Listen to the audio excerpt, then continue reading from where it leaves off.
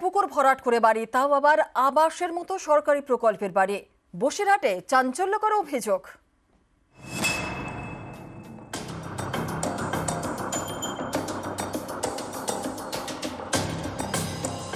বসিরহাটের সংগ্রামপুরের বাসিন্দা নকুল ঘোষ।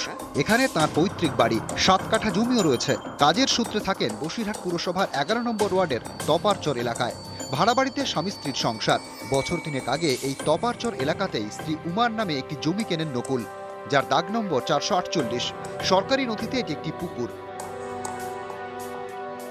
অভিযোগ, পুকুরটি কিনে তা ভরাট করে দিয়েছেন নকুল ঘোষ। সেখানে তৈরি করছেন আবাস প্রকল্পের বাড়ি। এ নিয়ে বসিরহাট পুরসভায় অভিযোগও জমা পড়েছে। পুকুর তো বেশি না, যেগুলো ঘর হয়ে রয়েছে ওইগুলো পুরো ডাঙ্গা ছিল। আর এই সাইডে যে টুসকানি বেড়া টেনেছি আমরা, ওই টুসকানি পুকুর বেড়া না, ওটা পাইলি ওই সেই পাইলি, ওই পাশে যেটুকানি পাইলি ওখানে অল্প একটুখানি পুকুরে যায়। হ্যাঁ, অল্প একটুখানি পুকুরে। আমার দলিল যদি আপনি দেখতে চান তাহলে দেখতে পারেন, আমি দেখাই। না না, আপনার 448 দাগে যেটা আপনার জায়গা, সেটা হচ্ছে পুকুর বলে উল্লেখ আছে। আর আমার দু দাগের জায়গা, ওইটা বেশি অর্ধেকটা ডাঙ্গা লেখা আছে, আর অল্প টুকুনি আমার পুকুর বলে লেখা আছে। নিয়ম অনুযায়ী আবাসের বাড়ি পেতে সংশ্লিষ্ট ব্যক্তিকে আবেদন করতে হয়। বিভিন্ন তথ্যের সঙ্গে জমির তথ্য সে আবেদনের সঙ্গে দিতে হয়। এলাকায় গিয়ে সেই তথ্য যাচাই করেন পুরসভা বা পঞ্চায়েতের স্থানীয় প্রতিনিধি। তাঁরা সম্মতি দেওয়ার পর চূড়ান্ত ছাড়পত্র মেলে। এখানেই অনেকের প্রশ্ন, সরকারি খাতায় যে জমি পুকুর বলে চিহ্নিত, সেখানে কিভাবে আবাসের বাড়ি তৈরির ছাড়পত্র দিল বসিরহাট পুরসভা?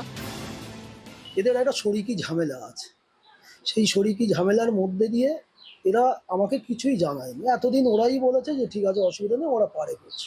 যদি ওরা অবৈধভাবে পুকুর ভরাট করে এই বাড়ি করে, তাহলে আপনি এটা জেনে রাখুন যে অ্যালটমেন্টের টাকা আমি পৌরসভাগতভাবে রিকোয়েস্ট করি, কারণ যেহেতু এটা পোর্টালে আমাদের পাঠাতে হয়, পোর্টালে হয়ে গিয়ে থাকে, আমি নিশ্চয়ই সেটা ক্যান্সেল করানোর চেষ্টা করি। পুকুরগুলোকে ভরাট করে বাড়ি টাড়ি করা হচ্ছে।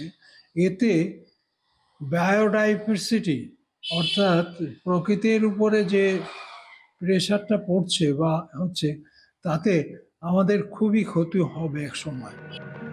বসিরহাট থেকে অনুপম সাহা, নিউজ 18 বাংলা।